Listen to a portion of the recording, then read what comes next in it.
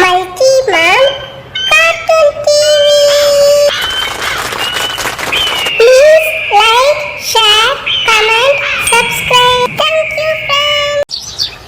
இதுதான் அழகான தங்கமலை காடு. இங்க என்ன நடந்துச்சுன்னு பார்க்கலாம் வாங்க. மோனா டூனிக்கு ஒரே ஒரு பெண் குழந்தை. அந்த குழந்தைய மோனா டூனி தனியால வளர்த்துட்டு இருந்தது. குடும்பம் நடத்த மோனா டூனி தங்கமலை காட்டுக்குள்ள ஒரு வண்டியில பழ வியாபாரம் செஞ்சுட்டு இருந்தது. மிகவும் சுவையான விலை குறைவான பழங்களை வித்துட்டு இருந்தது. பழம் பழம் பழம் வாங்கலையோ பழம், சுவையான பழங்கள், விலையும் கம்மி, வாங்க பறவைகளே வாங்க, வந்து பழம் வாங்கிட்டு போங்க.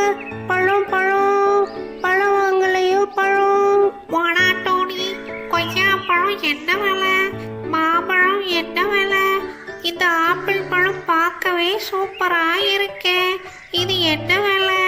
இரு ராணி காக்கா, ஒவ்வொன்றா விலை கேளு, சொல்றேன். இப்படியே கடகடன்னு கேட்டுட்டு போனா எப்படி சொல்றது? அம்மா அம்மா, என்ன கிளி அடிச்சுட்டா. சோனு, நான் உன்கிட்ட எத்தனை தடவை சொல்லியிருக்கேன், இந்த மாதிரி சண்டையெல்லாம் என்கிட்ட வந்து சொல்லக்கூடாதுன்னு. இதுக்கு இப்போ நான் என்ன பண்ண முடியும்?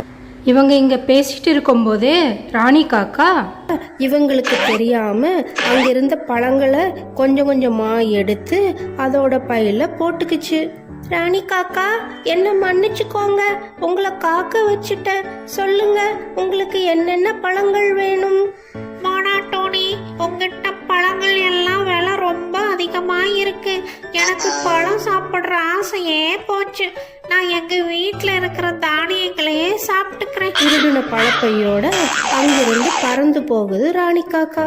சாயந்தர நேரம் ஆயிருது. காலையில இருந்து பழங்களை விற்ற கணக்கை சரி பார்த்துட்டு இருக்குது மோனா டூனி. இன்னைக்கு என்ன இவ்வளோ பழங்கள் வச்சிருக்குது, ஆனா பணம் ரொம்ப கம்மியா இருக்குதே. நான் தான் ஏதாவது தப்பா கணக்கு போட்டிருப்பேன்னு நினைக்கிறேன். கபாலி காக்கா, நாளையில இருந்து கொஞ்சம் பணம் ஜாஸ்தியா கொடு. இந்த வெயில் காலத்துல பழங்கள் எல்லாம் விலை ரொம்ப அதிகமா இருக்குது.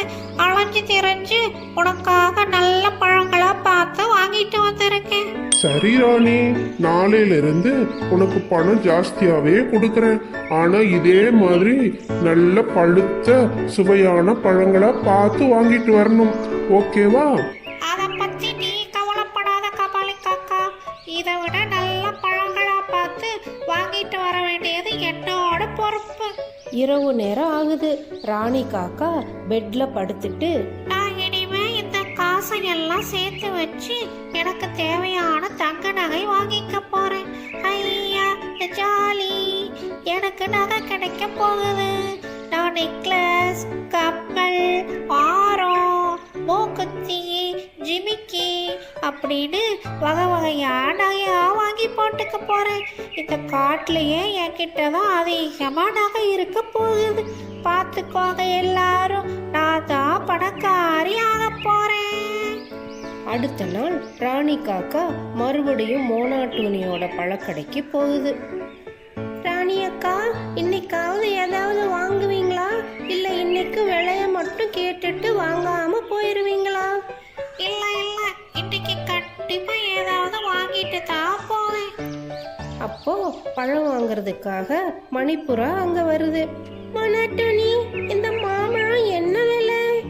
இந்த மாம்பழம் கிலோ 50 ரூபாய். ரொம்ப சுவையாகவும் நல்ல சதைப்பற்றாவும் இருக்கும்.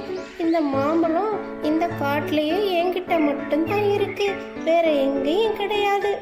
அப்படியா? அப்ப எனக்கு 1 கிலோ மாம்பழம் கொடு மோனா டூனி.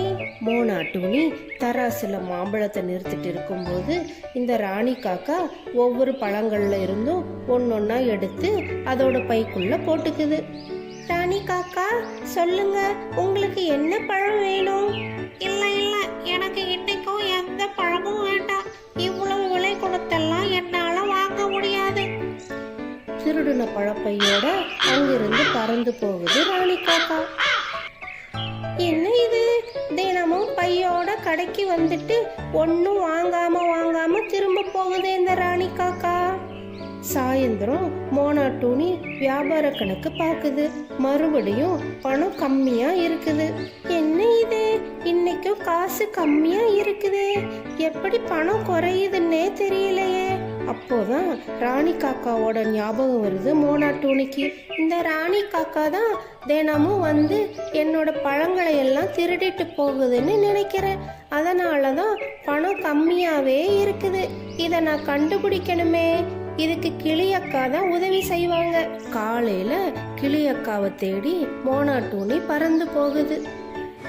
அங்க போய் நடந்தது எல்லாம் கிளியக்கா கிட்ட சொல்லுது மோனாட்டூனி.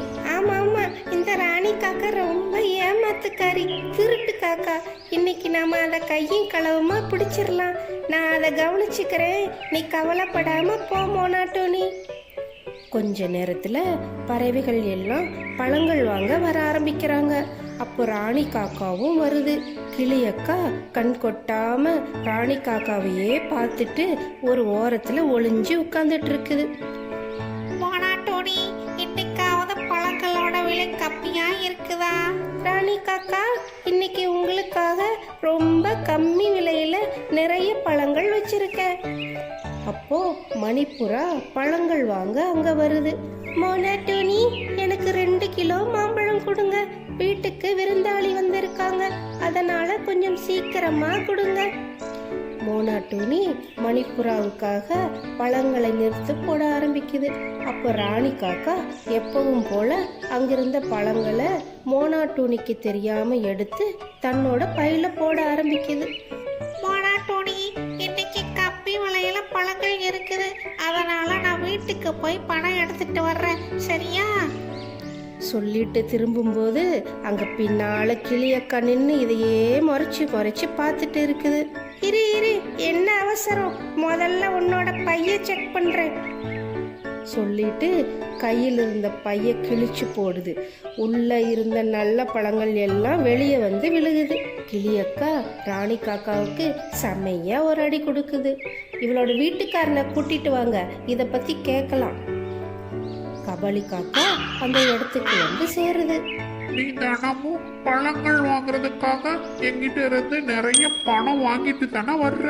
ஆனா பழங்களை திருடிட்டு வந்திருக்க.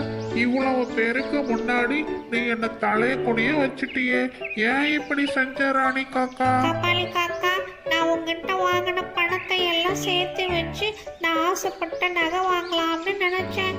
அதனாலதான் பழங்களை திருடி கொண்டு வந்தேன், என்னை மன்னிச்சுக்கோங்க. ராணி காக்கா இவ்வளவு நாளா திருடின பழங்களுக்கு உண்டான பணத்தை மோனாட்டூனிக்கு திருப்பி கொடுத்துச்சு. மோனாட்டூனியும் சொந்த உழைப்புல சம்பாரிச்ச காசு எப்பவும் நம்ம விட்டு போகாதுன்னு சந்தோஷமா இருந்துச்சு. இதுல இருந்து நீங்க என்ன தெரிஞ்சுக்கிறீங்க? கமெண்ட்ல சொல்லுங்க.